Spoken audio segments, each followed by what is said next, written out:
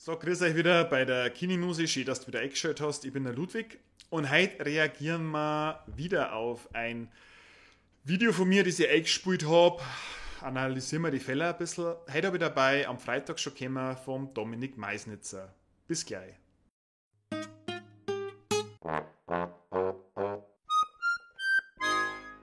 Kinemuse. Ja, wie immer, zeigen wir mein Headset auf und wir sehen uns dann in der Webcam. Bis gleich.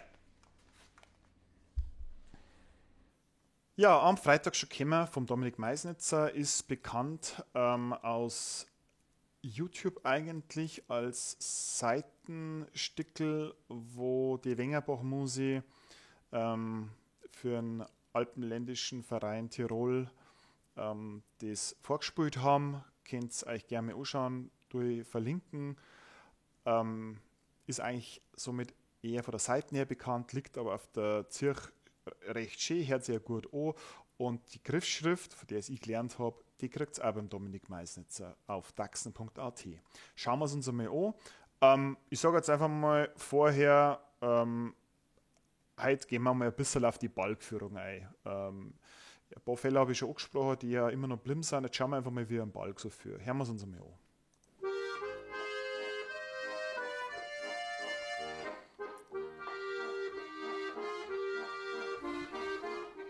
So, ich schaue quasi immer, dass mein Ellenbogen am Körper liegt und ich am Balk nicht aufstehe und nicht viel wackelt. Ich habe da ganz viel dran gearbeitet, das war früher fürchterlich. Jetzt ist mir die Luft ausgegangen. Das spüren wir mal schnell noch mehr ein. Jetzt schauen wir mal. Jetzt ziehe ich schnell an. Da nehme ich meistens so einen kurzen, eine kurze Noten, die ganz kurz klingt einfach nur. Dann nutze ich die Zeit. Der geht quasi in der 4. Stufe los, geht dann wieder zurück in die erste. Der Daumen ist immer noch weg. Jetzt ziehe ich schon mehr auf. Schon, ja? Ja, habe ich daraus gelernt.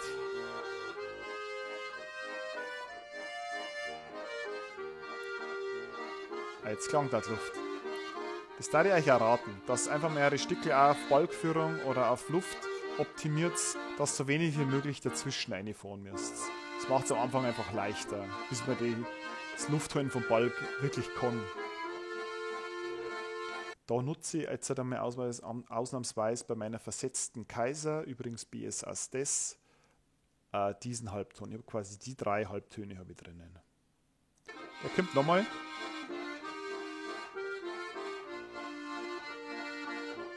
Ich finde die Balkführung da jetzt ein bisschen wackelt die noch ganz okay.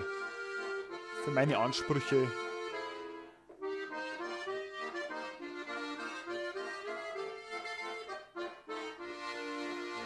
Ja, da hätte ich ein bisschen ruhiger bleiben können.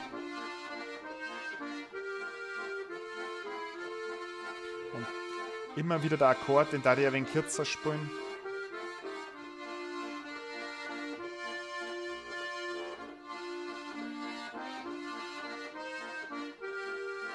Balkführung, finde ich, passt für mich. Ja. Den Tipp übrigens habe ich auch vom Jakob Steinkellner gekriegt, dass ich den Ellenbogen, der quasi hinter der Zirche jetzt ist, wirklich wie so ein Scharnier am Körper lasse. Dass ich den nicht aufhebe und dass ich da die Zirche nach oben drücke. Ich spiele mit 2 Gurte, das seht ihr. Ich finde 2 Gurte einfach praktisch. Ja? Die meisten spielen ja nur mit dem Gurt, dass wenn sie aussitzen, dass da einen Widerstand haben, dass das Zirch da bleibt und dann quasi da unten einen Oberschenkel ohne legen, dass es dagegen druckern und dann ein bisschen manchmal von oben da oben drucken. Brauche ich in dem Fall nicht, weil wenn ich von unten da oben drucke und die Zirchdaten nach, also von Körperseite dann rechts einfallen auf die Diskant, hält es der gut. Also ich finde 2 Gurte eine geschmeidige Sache. Es gibt Superspieler mit einem, es gibt Superspieler mit 2 Gurte. Ich finde 2 einfach angenehmer. Jeder wird es will. Genau, also die Balkführung finde ich ist okay.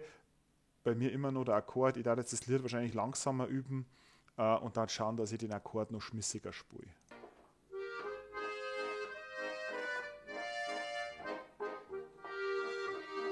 Und vielleicht die Bässe ein wenig länger halt als Stilmittel.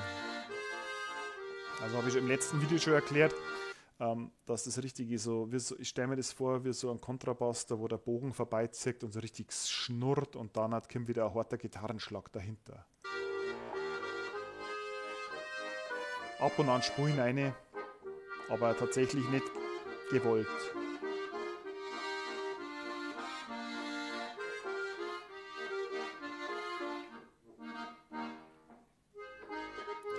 Ja, da der Übergang wieder. Ich darf jetzt auch wieder, habe ich zaudert, ich weiß jetzt nicht mehr angefangen, habe auf jeden Fall einen Ton nicht gleich getroffen, da jetzt auch mal ans Ende vom ersten Teil nehmen und wie dann der Trio-Übergang ist. Einfach mit 10 durchspielen.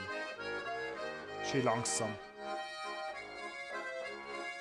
4. Stufe und wieder die 5. Also Druck ist ja immer da die 1. Stufe quasi, 1. Stufe, 4. Stufe,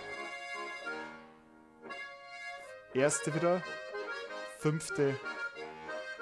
und wieder die 1., wieder die 5. und wieder die 1.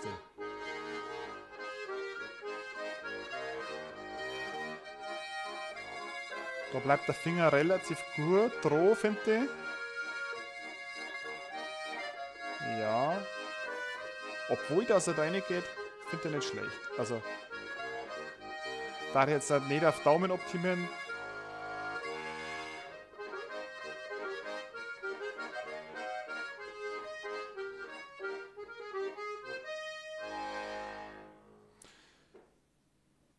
Eins meiner Lieblingslieder, muss ich sagen, spiele ich natürlich schon sehr lange.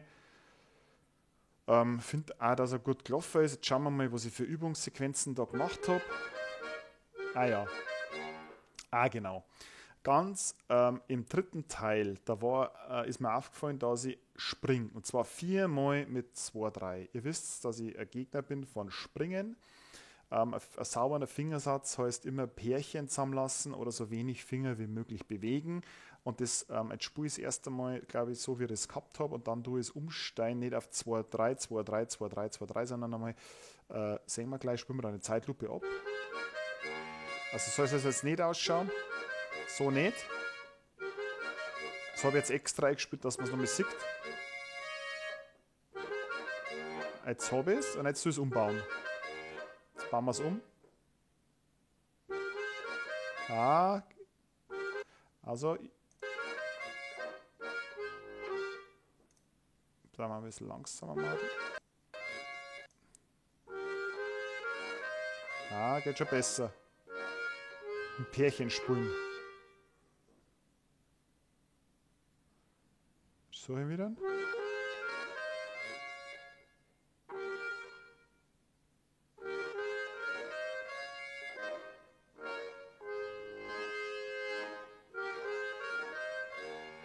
Genau, dann spiele ich eher Pärchen dahin.